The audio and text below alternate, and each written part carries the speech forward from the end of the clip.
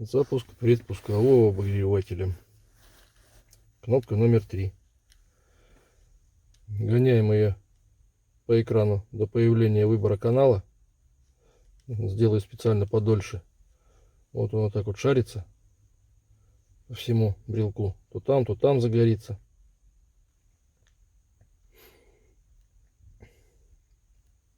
Гоняем, гоняем.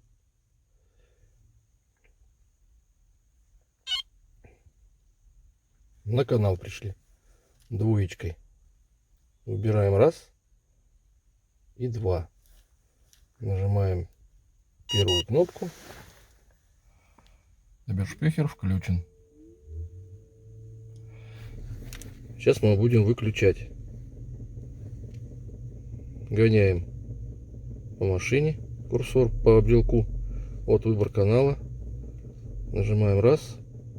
Второй это наш. Нажимаем кнопочку 1. И наш предпусковой обогреватель выключен. Запускаем двигатель. Автомобиль поставлен на охрану. Кнопочка 1. Раз, два, три.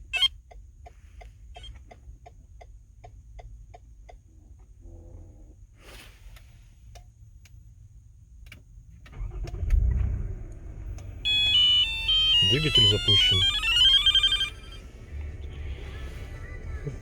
То же самое, чтобы его заглушить, но уже кнопочка 2.